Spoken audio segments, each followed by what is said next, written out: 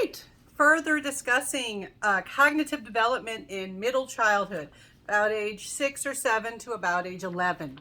Now, previously, in a previous video, I talked about Piaget and his concrete operational stage. Now, other relevant ideas would be Vygotsky's theory regarding cognitive development. I have previously talked about Vygotsky in a video where I was talking about early childhood development. Those ideas like scaffolding, keeping individuals in the zone of proximal development, the importance of language, the importance of other individuals to help you learn. That's still relevant in middle childhood.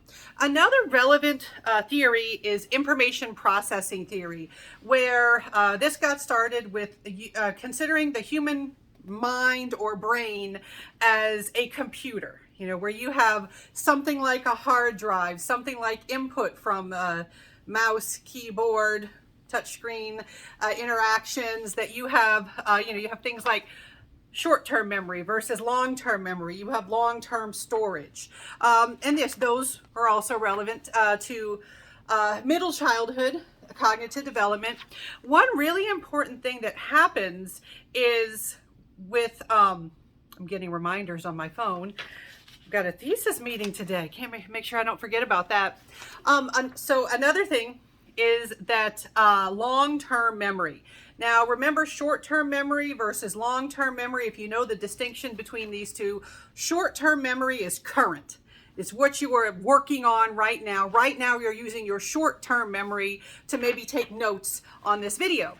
Long-term memory, it's for stuff that's not happening to you right now. Like if you have to remember, hey, what did we say in class the other day?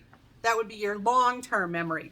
Well, by the end of middle childhood, the capacity of long-term memory is virtually limitless. And so long-term memory is really strengthened by the end of middle childhood. Now, other relevant improvements involve general store of knowledge, just the amount of information that you know. Someone who's, say, 9 years old compared to a 4-year-old, they generally know a lot more about the world. They know a lot more facts. They know a lot more about things like school subjects, trivia knowledge, everything. You just know more. And this increase in your general knowledge base makes it easier to master new information. It makes learning easier because you have this base to build upon. And so this knowledge base, it grows for a variety of reasons. One of them is experience. So if you're being taught a lot, if you read a lot, if you watch things where you learn, experience leads to building the knowledge base. Also, current opportunity. What are you depending on what you're encouraged to do, what you're encouraged to consume, talk about. If you are in a family where they like to discuss knowledge, if they like to play word games, maybe you're watching Jeopardy together or something like that. Or in school, if you're encouraged to not just take in general knowledge, but express and convey your general knowledge. And then also personal motivation. Some people care more about gaining more knowledge, and that's going to contribute to the growing of your knowledge base. If you're not interested in something, you might not add anything about it to your general knowledge base, but if you care about it, you will. Now, other things that are very important, emotion regulation has improved considerably. Emotion regulation, being able to keep your emotions in check, that does free you up for better learning. And so that is one improvement that's very important. With emotion regulation, you're able to remain calm, to learn more information, because being overwhelmed by emotions can interfere with your learning. And another relevant development involves improvements in attention.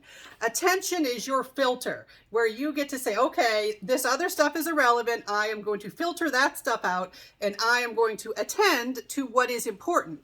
Well, this type of attention called selective attention. Selective attention involves making decisions about what is important. What do you need to pay attention to? What is relevant? In middle childhood, you're significantly better with selective attention, with being able to figure out what you need to pay attention to, what you're going to need to know later. And so these are all improvements, and they also correspond, they coincide with improvements in executive processes, executive functioning, executive processes. And so this is where you organize everything.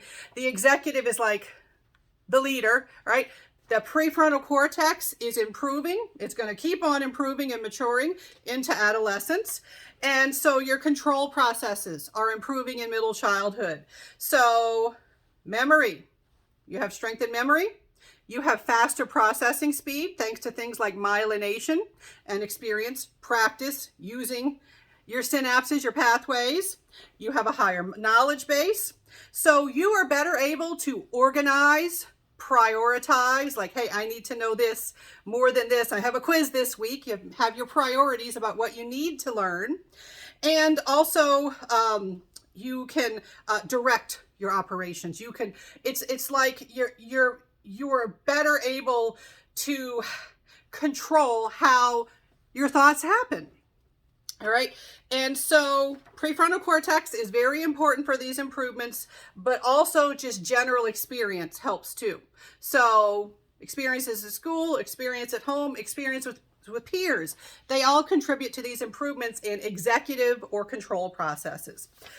All right. So those are some key improvements. In a future video, I'm going to talk about some new concepts that have to do with understanding how your cognitive skills work.